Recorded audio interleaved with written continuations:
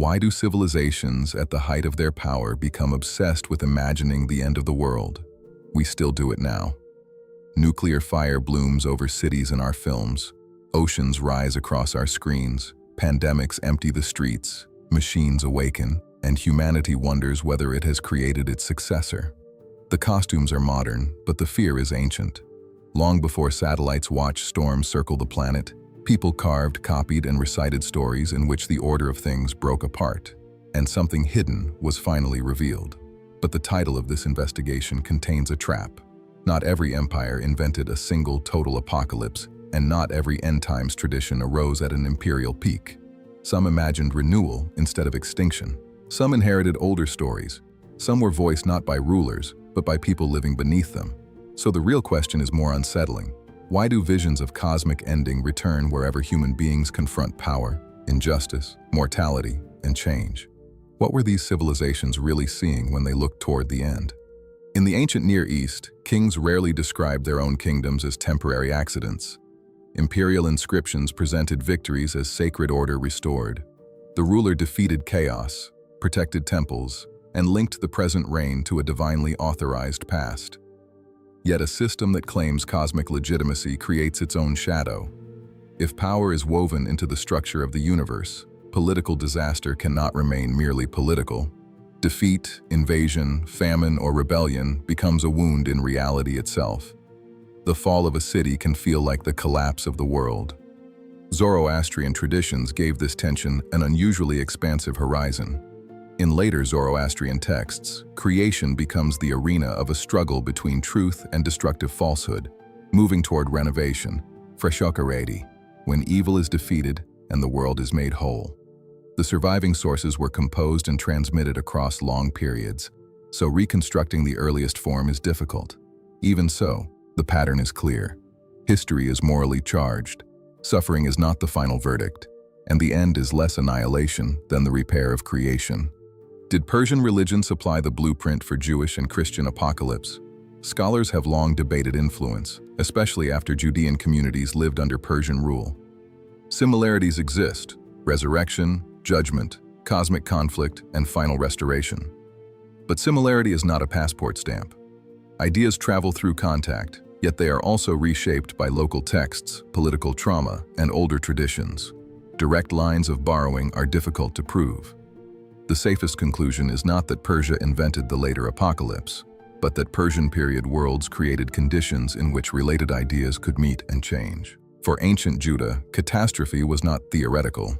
Babylonian armies destroyed Jerusalem and the First Temple in 586 BCE, and elites were deported. Exilic and post-exilic writings wrestled with a terrifying contradiction. How could a people understand covenant, land, and divine protection after imperial defeat? Prophetic literature could interpret disaster as judgment, but it also protected hope by insisting that foreign power was not ultimate. When history seemed controlled by conquerors, sacred history placed those conquerors inside a larger moral frame. Centuries later, the Book of Daniel sharpened that strategy. Most critical scholars date its final form to the crisis under Antiochus IV in the 160s BCE, when Jewish practice and the Jerusalem temple came under severe pressure.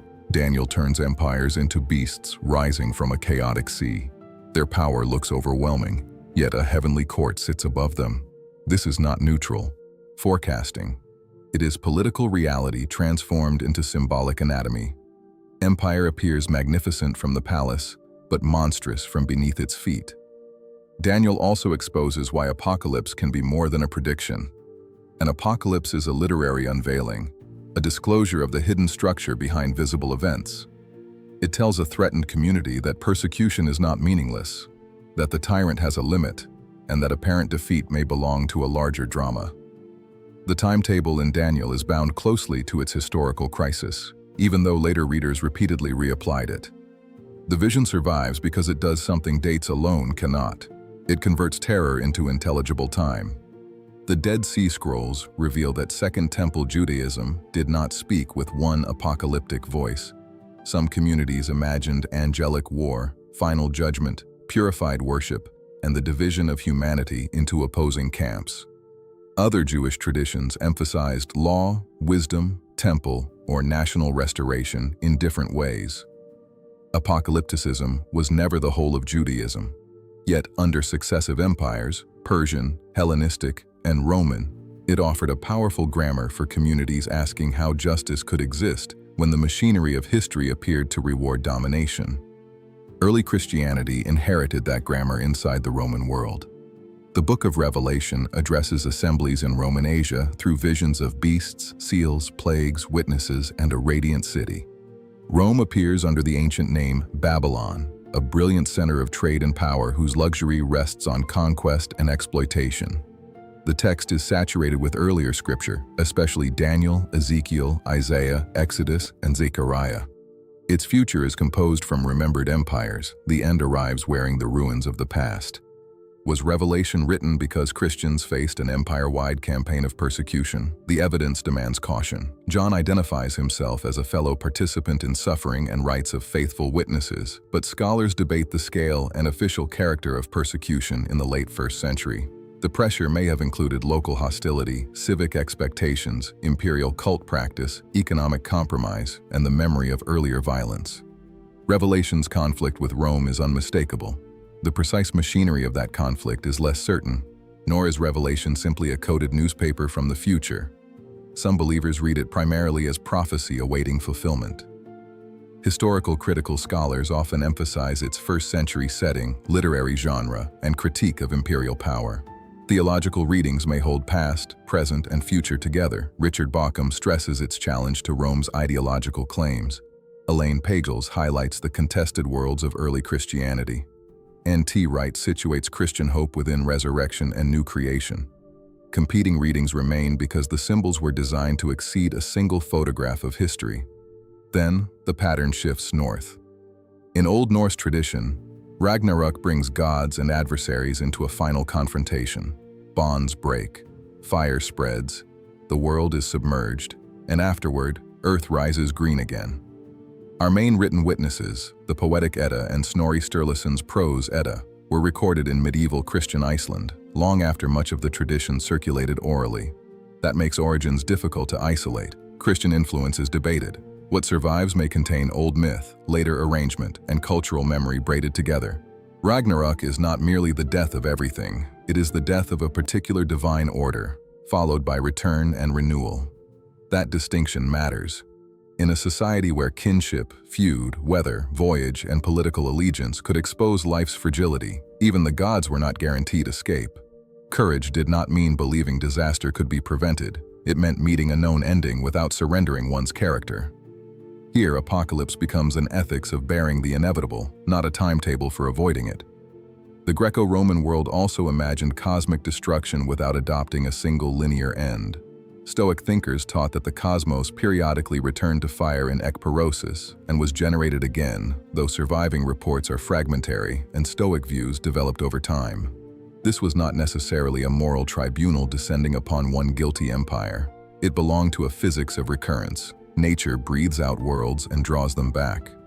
Destruction could be terrifying to an individual while remaining orderly from the standpoint of the whole. Roman writers also narrated political decay in moral language. Luxury, corruption, lost virtue, and civil conflict became explanations for instability. Such decline stories did political work. They condemned rivals, disciplined citizens, and turned complicated structural change into a drama of character. But moral decline is rarely a sufficient explanation for collapse. Modern collapse studies examine institutions, resources, war, disease, inequality, environmental pressure, and administrative complexity. A civilization may tell a moral story precisely because causation is too entangled to see. Across Mesoamerica, modern popular culture produced one of history's most successful false apocalypses. The Maya long count reached a major calendrical completion in December 2012, but specialists repeatedly explained that this did not amount to a Maya prophecy of planetary destruction. Calendars mark cycles. Monumental inscriptions can project dates beyond that turning point. The modern panic revealed less about the ancient Maya than about a contemporary appetite for deadlines, especially deadlines that borrow authority from a civilization imagined as mysterious. Aztec or Mexica cosmology did include successive world ages, often called suns. each associated in surviving colonial era accounts with destruction and transformation.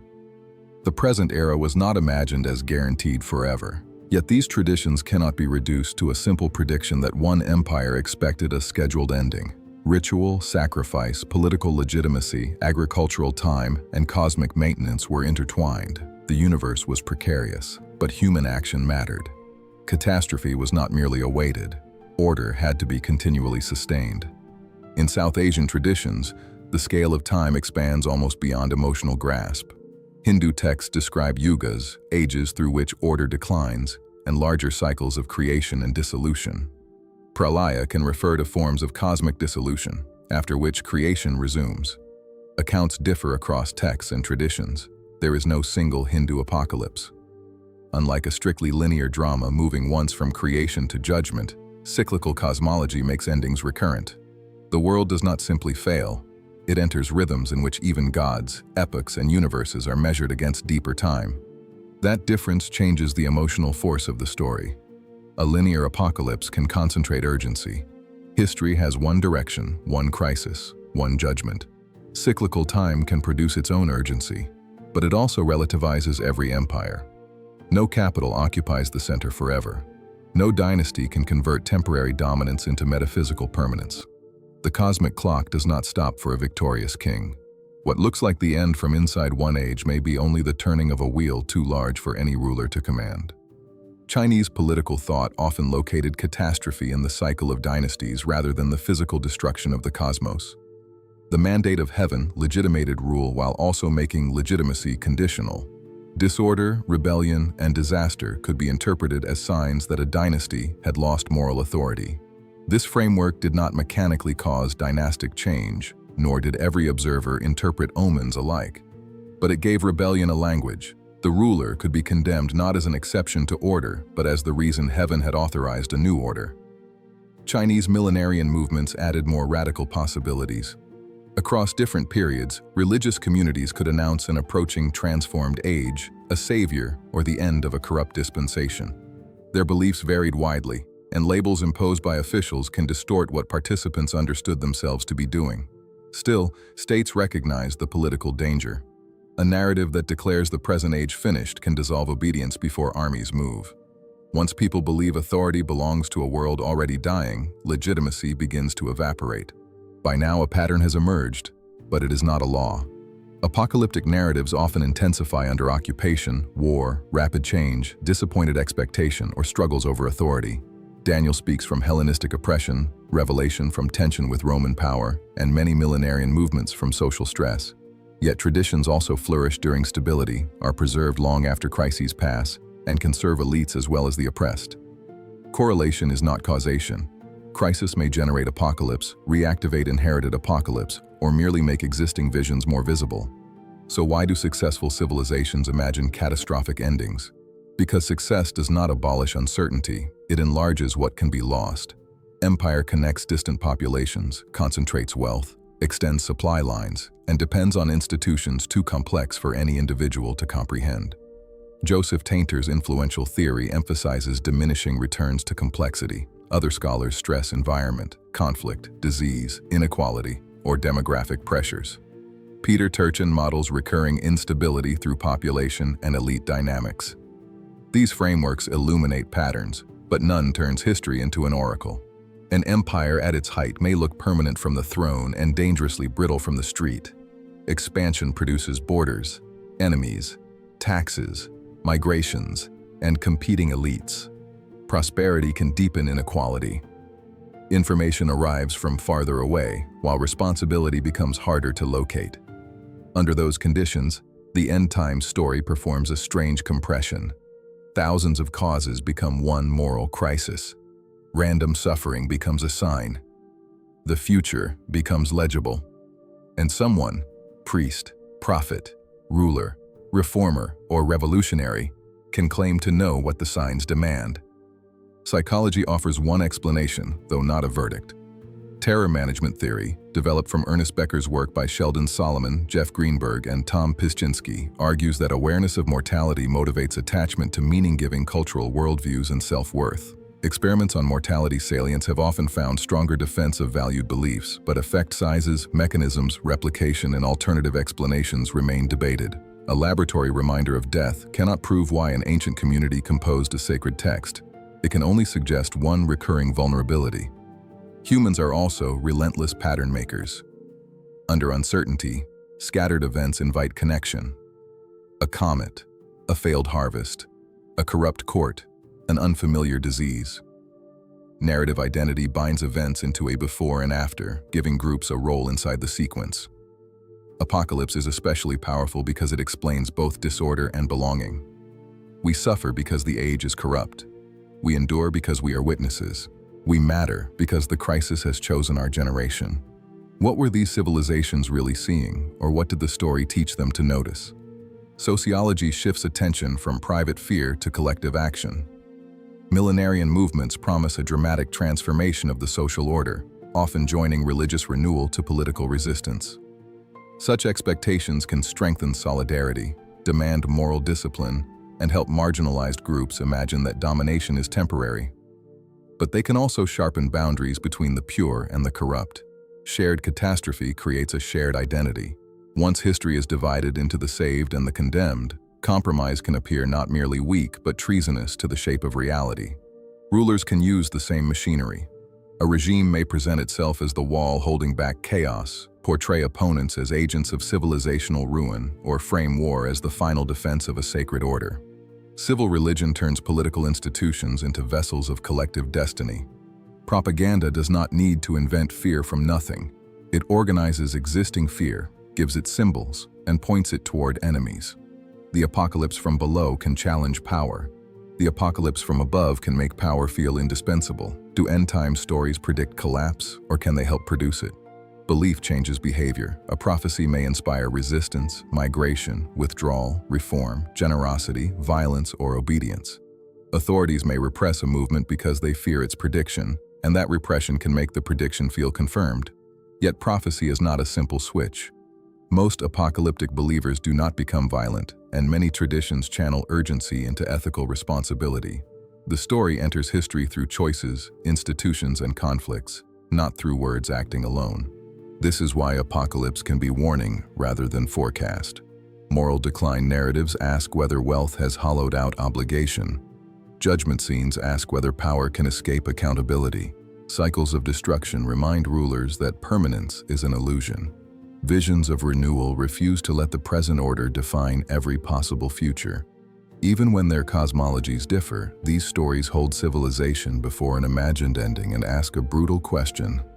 If everything hidden became visible now, what would our world reveal about us? Our own apocalypses arrive through climate models, nuclear doctrine, pandemic dashboards, asteroid surveys, and arguments about artificial intelligence. These are not simply modern versions of ancient prophecy. Many concern measurable risks and technical evidence, but facts still enter human minds through narrative. We choose villains, thresholds, survivors, and final scenes. We turn probabilities into destinies. The danger is not taking risks seriously. The danger is allowing the emotional architecture of the end to replace careful judgment about causes, uncertainty, and action. Perhaps civilizations imagine the end because civilization itself is an agreement against impermanence. Walls, laws, archives, monuments, and dynasties all whisper that something can last. Apocalypse answers with fire, flood, judgment, winter, revolution, or renewal. It says the agreement can be broken. Sometimes that message consoles the conquered. Sometimes it disciplines the powerful. Sometimes it terrifies everyone into obedience.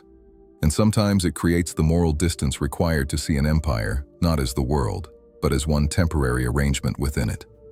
Perhaps the most revealing thing about end-time stories is not whether they predict tomorrow, but what they reveal about every civilization that tells them.